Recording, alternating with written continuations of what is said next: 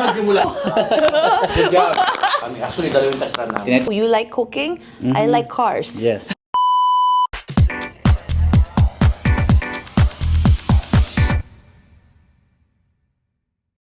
Magandang buhay mga kabayan! Welcome po to Cheryl Drives, kung saan mapag-uusapan natin ang takbo ng buhay ng ating mga panauhin. Dahil bawat isa ay may kanya-kanyang storya at sa bawat istorya ay may kalakip na aral na pwede ho natin gamitin sa ating kanya-kanyang karera ng buhay.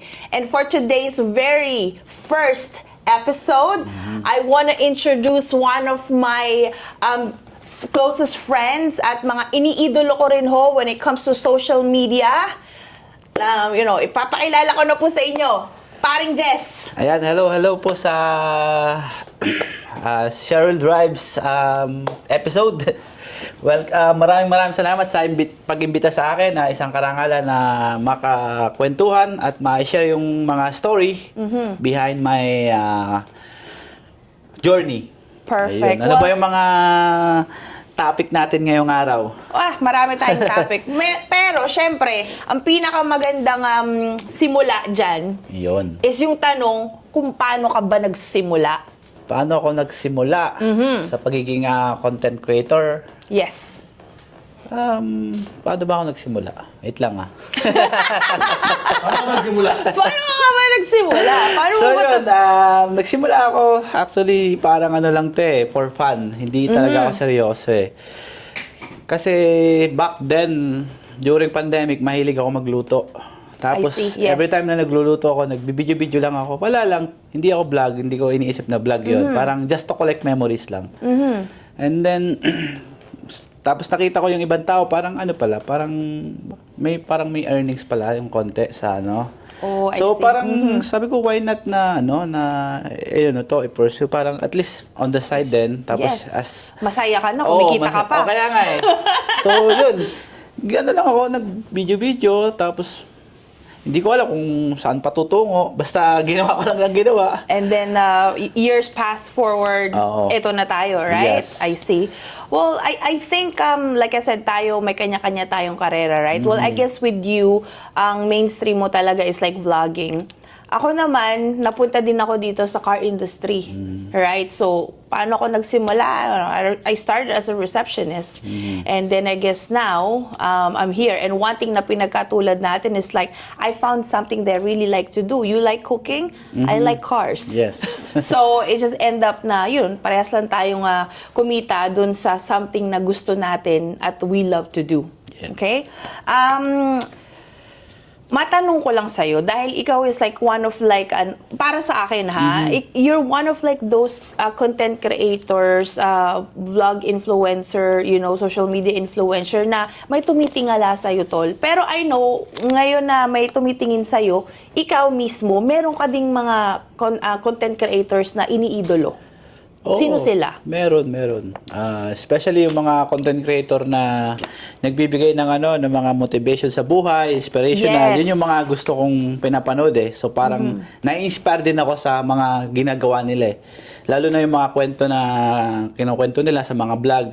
So yun, yung parang interesting sa akin kasi mas nakakakuha ko ng idea. Oh, ganun pala yun. Parang yun I ba? see. Yeah, that's true. Kasi nga sa sobrang dami na ng negativity na Oo, nakikita mo dapat sa yun social media, di ba? One thing that we probably would want to see more often is like yung mga Positive content. vibes. Yeah, exactly. Mga content na nakaka-uplift ba, motivational. Alam naman dito sa Canada, yung buhay natin. I know. Work, trabaho. Work, trabaho lang talaga. Diba? Wala kang choice, work, trabaho. So, may choice ka naman. Exactly. Pero, yun nga, at least, kung bigyan naman natin yung sarili natin ng yung talagang hindi yung parang puro na lang, diba? Puro push na lang. Oo. Pwede rin naman na magsaya rin tayo, right? Well, ako kasi isa lang ang iniidolo ko when it comes to vlogging eh. Si Paring Jess. Uy. Alam mo kung bakit? Bakit naman? Kasi tol, di mga content mo, napapansin ko puro pagkain. Nakakagutom, no? Matakaw ako Oh, eh. yun. So, yung mga Ano naman? pagkain na Alam mo yun. yung mga pagkain na parang natakam ka. Ay, gusto ko doon, tol, yung mga yung mga ihaw-ihaw, Ihaw-ihaw, oo. yung mga isaw, mga ganyan. Kasi ang hirap makakuha nun dito sa Canada, ha? Yes, oo. 'Di ba? Tsaka hindi mo rin kasi alam kung sino yung gumagawa and everything. Pero syempre kung referral, yung kilala mo yung nag-try, Yep. ni-refer sa'yo, I would love to have a taste of that too. Kaya lagi kitang pina-follow kasi kami mag-asawa, pag may mga pagkain Food ganyan-ganyan. lover. Ay, game kami, right? Ano kasi yan? Kumbaga para sa akin to, ang pagkain, para siyang food for your soul din. Yes. When you're sad, you go eat, right? And it actually helps. It makes me happy. Alright? Well, if I may, matanong ko lang sa'yo, ano yung pinaka-paboritong pagkain na natikman mo sa mga vinlog mo na businesses? Yeah. You don't have to mention the... yeah. Actually, marami akong paborito pero mostly mga ito talaga na like soup, tsaka yung mga I see. inihaw, Oo. mga ganyan. Basta mga sabaw-sabaw yan. I know. Kasi alam mo naman yung mga sabaw is lalo na dito yung weather. Malamig, Malamig, snowy. so palaging hanap ng katawan natin is yung comforting sa Oo. ating Tsaka pag nakainom ka, di ba, dahil Ayun, may mainit. isa pa yun. Mahilig tayo mag-inom din, so kailangan natin ng konting... Banlaw. Yon, pangbanlaw, panghugas. Kaya mahilig din ako sa mga sabaw-sabaw, tapos at the same time yun, mga inihaw, mga I know. inihaw. I think yun yung sa cuisine natin na sobrang sikat right? I think, hindi ko alam kung paano sila nagsimula, but if there's one thing na maipagmamalaki ko sa Filipino cuisine, masarap yung mga soup natin, tsaka masarap yung mga inihaw natin. Yung Even malasa. even my co-workers love the yung chicken barbecue, pork barbecue. They love that. Yeah. Malasa. Yun lang yung napansin ko din. So, aside from din nasabi mo na mahilig kang magluto, okay? So, ano yung pinaka-paborito mong lutuin? Paborito ko lutuin yung mga madadali. Yung easy to serve. Alam mo yun? Para at the same time, kasi alam mo yun, kasi dito sa Canada, limited lang yung natin. So, pag galing tayong trabaho, Limited time. Limited time. So, yung mabilisan lang. Yung parang gisa-gisa lang. Okay. Tapos, yun, mahilig din ako mag-ihaw. Mag-ihaw, yes. Kaya paborito ko rin yung barbecue. Kasi mahilig din ako Nakita mag-ihaw. ko nga tol, nilagay mo dun sa may mo, di ba? Oo. Pwede ba yun? Pwede. Basta wala magrereklamo. Oo. Tsaka din, yung disiplina. Siyempre, alam mo naman yan. Yung pag-iihaw, di ba? So, wag mong talagang babantayan mo siya. Tututukan That's mo, wag true. mong hindi kagaya Hindi sa bahay pwede. na, Oo, hindi pwedeng 5 iwanan. minutes pa, hindi pwede. No. Kailangan nakapokus Basta ka. responsable yun, rin, basta right? responsable ka. At saka, okay din. Kasi, I'm pretty sure they know. Nakita nila Oo. yun, right? Wala naman silang Tsaka sinabi. So, ang dami ko naman nakikita sa mga neighbor ko, may mga ihawan din. So, Yeah. wala namang problema. So, yeah. I guess at least basta na walang... responsible. Responsable ka, Oo, pwede yun siya. Okay. So, ito lang ha. Ikaw ba, ano ba yung mga tingin mong yung parang mga hilig mong kainin or paborito rin?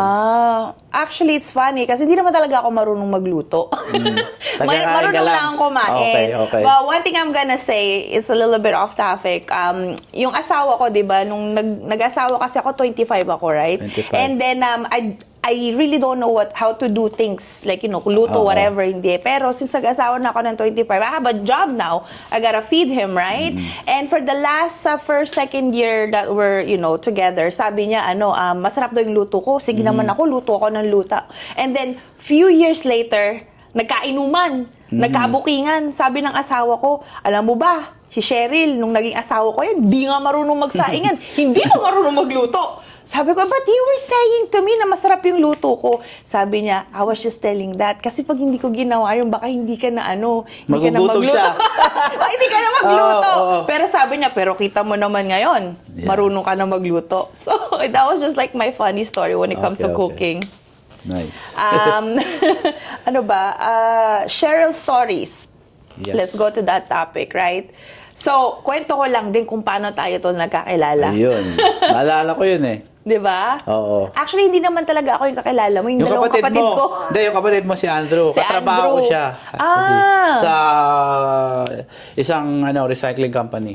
Doon ka pala nagsimula. Yeah, yun yung pinakaunang trabaho Yes. ng kapatid ko dito. At doon nila sinasabi talaga, tol, may pera sa basura. Yeah. Doon Diba? ko rin nakita ang pera sa basura. Exactly. Kasi naranasan ko eh. Di ba? Oo. Talagang may pera sa basura. May pera talaga tol sa basura. So, and then, matagal ka niya nang minimension, meron akong kaibigan yung Oo. nagbablog. Kasi ako tol, nagsimula ako, 2014, 2015 ako nag-vlog. I'm one of those few na, I just do it for fun too. Nagulat lang ako na may creators. And I don't know if you remember, there was a time na nagkausap din tayo. And then, I think, nagsisimula ka pa lang. Oo, and parang bago lang ako na And then, nagsisimula. nasa 4,000 pa lang yata yung followers Oo, mo. less Tapos than, ako less than. 5, right? And you were asking me things and tips. And sabi ko, wala lang, I just do it. But then, years fast forward, 2 years ago. grabe. Ilan na ang followers mo ulit, if I may ask? Pag di ako nagkakamali, nasa 100 plus na. Wow. Ako, tol, na-stuck ako sa 5,700 and now 8,000 followers. Pero Oo. grabe, kasi no? talagang parang tuloy-tuloy hindi ako tumigil kasi parang naging passion ko na, naging bisyo ko na siya talaga Kumbaga, kinilusan ko ng kinilusan. Ba, tuloy-tuloy Hindi ka lang. nag-stop, Oo, no? Hindi Right? talaga ako nag-stop hanggang sa talagang ito na yung ginawa kong parang Mains Oo. ng income mo, Oo, I would ito say, na. right? Oo. Wow, that's very inspiring, tol. Kasi para sa akin, kasi alam ko tatay ka, asawa ka, right? Yes. And I think right now, correct me if I'm wrong, ikaw, nagpo-provide ka na sa pamilya mo, mas naaalagaan mo pa sila ngayon. Meron pa akong, at the same time, meron akong more time sa anak Yun ko. na nga. Minsan nasasabi mo, kailangan ko pa sunduin yung Oo, anak mo, di ba? oo. Kumbaga, house dad ka, pero ikaw pa rin yung nagpo-provide. Wow. Yes. That's very inspiring if you ask me. You have all the time in the world and the money that you could provide for your family. Kaya nga. So, May- yun. Talagang lang, pinush ko lang yung sarili ko. Talagang lumabas din ako sa comfort zone ko. Yeah. Alam mo- Kasi, yun nga, nung una talaga, mahirap. Hindi ganun kadali. Pero, nung talagang, inano ko na yung mga, kinilusan ko ng kinilusan Talagang hindi ako tumigil. Talagang kahit saan. Video-video dyan. Kahit walang nanonood. I Tuloy know. lang. Basta like na ano mo lang, na-enjoy mo lang. Oo, in-enjoy ko lang yung proseso. Tapos yun, sulit naman yung mga yung I mga think so. Kasi ngayon mo na na-earn yung Oo. yung mga success mo na kung ano yung tinanoy mo before, kumbaga, ngayon mo na siya kinikita, ngayon mo na siya inaani. Oo, yan. Para sa akin naman kasi, tol, sobrang daling magsimula. Sa madali. totoo lang, madaling magsimula. Ang mahirap dyan is yung proseso. Kasi doon ka mabubugbog. Example, di ba ako nauna ako sa'yo. Ang dali ko mag-start, right? Pero ikaw, tol, tinuloy-tuloy mo yung proseso.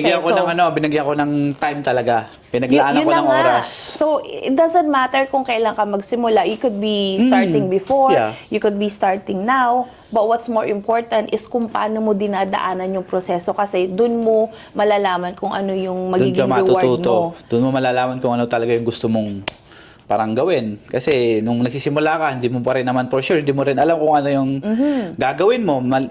Nalilito pa yung isip mo, di ba? Parang That's ano ba true. talaga yung Yes. gusto kong gawin? Well, if I were to ask you too, ano yung pwede mo as well na mai-advise ba sa mga content creators dyan na gustong magsimula din, Sa mga advice ko lang, kung gusto nyo, first of all, yung unang-una, dapat, yung gusto mo yung gagawin mo, yung parang, Yes. yun yung unang number 1. Gusto mo yung gagawin mo, kasi kung hindi mo gusto, sisimulan mo, pilit parang hindi magko-combine Tapos, siyempre, lalaanan mo ng oras, hindi lang basta gusto mo. Natutulog ka lang, gusto kong mag-vlogger, pero tulog ka lang, wala kang ginagawa. Kailangan kilusan. Kilusan mo. Narinig, yan ang Diba? ko kay paring So, Jess. Kilusan. Yan ang term na natutunan ko Oo. sa'yo. Kasi kikita mo naman ako, kinilusan. Hindi madali. Ilang years ako kumilos ng kumilos. Tapos ngayon, kita mo naman yung resulta, di ba? Exactly. So, yun. But was there like a point in time at that moment na parang, ayoko na?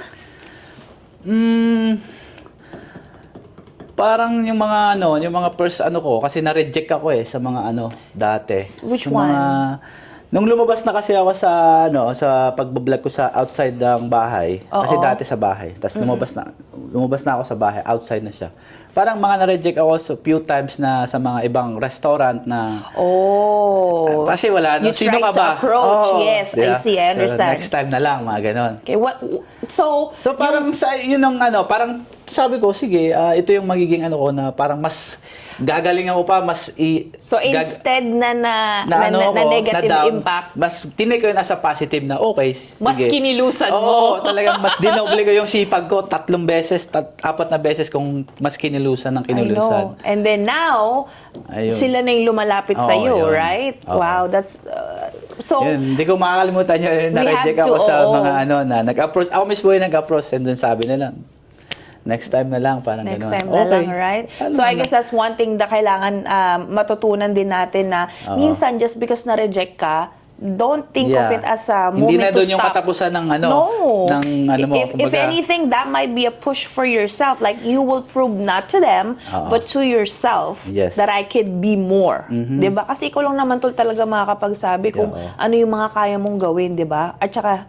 hindi mo kayang gawin. Oo.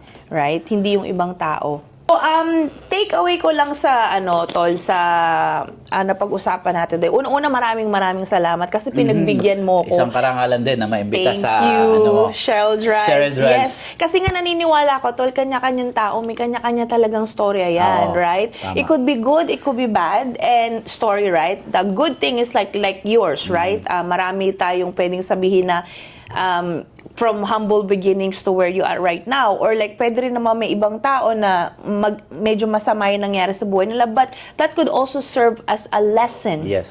for everyone. So like I said, I appreciate you tol kasi di lang kaibigan, you also motivate people Yes. to keep on doing what they're doing, right? So, salamat. Yun, maraming salamat din na isang karangalan na yun nga, maimbita. Sana marami pa kaming marinig na istorya sa iba-ibang tao sa mga Abangan susunod nyo na yan. episode. Abangan nyo yan. Gusto ko Ayun. lang talaga siya yung pilot episode ko. Ayun. So, meron akong 3 bagay na natutunan today. Ayun, ano yung una? Unang-una tol, right? Hindi importante kung kailan ka nagsimula. Right? Would you agree? Yes. Importante kung paano mo minamahal yung ginagawa mo. Yun yung importante. Yung Right? parang yakapin mo yung yung proseso, wag kang mainip. Yes. I know, right? Hindi minamadali yan. Dadating yung tamang oras at panahon. Para sa'yo. Para sa'yo. Pangalawa, hindi naman pwedeng kailangan kilusan mo din, Oo, right? yun. Yun yung, ang ganda ng term na ko, tol. Kilusan mo. Kasi yun nga, may gusto ka pero wala kang ginagawa. So, wala mangyayari. That's it, right? Simpleng explanation. I know, right? And pangatlo, which is like talagang sobrang na-enjoy ko talaga or like na tumatak sa isip ko, don't be afraid of rejections. Yun, Right? isa pa yun. Kasi kung yung rejection sa'yo is like gagamitin mong sign ng stopping, Gamitin mo nga siya, parang motivation. motivation. No? Yes, Na-reject ako. So, right? Try again. And then you, tol, from those 3 I've learned, you are the perfect example. And kung sa mga tao nakakarinig ng story niya, Hindi to mostly naririnig ng iba sa ko sa Facebook kasi puro masaya lang, Oo, pagkain lang, yung mga ganyan-ganyan. behind na paano ako nagsimula so mostly. hindi pala madali, mahirap din. Talagang kinilusan lang niya. Oo. Hindi siya nag-stop sa kahit anumang rejection, right? And doesn't matter if you started late, Yeah. right? So, yun lang. So, shout out nga pala sa aming sponsor today, which is the Village Nissan, Markham and Fennery, and to Big my shout General Manager, Gavin. Maraming salamat for, being a way of introducing stories to people na sana nga makatulong. And please, promote Yes. your, tol? Ayun, sa mga hindi pa nakakakilala sa akin, ako nga po pala si Paren Just Vlog, isang aspiring influencer dito. Kung hindi pa po kayo nakapalo sa aking mga social media, search nyo lang po ako, Parin Just Vlog po yan. Sa lahat na po yan, YouTube, Facebook, Instagram, at TikTok. Thank you so much. At ako po ulit si Cheryl De La Cruz, or also known as Cheryl Drives, one of the car manager po ng Village Nissan and Markham Infinity dito po sa Kennedy and 407. Makikita nyo po yung social page ko below this video, and my hashtag Cheryl Drives po. Nandun po lahat ng content ko, and see you soon on our next episode. Salamat! Bye! One is the loneliest number that you'll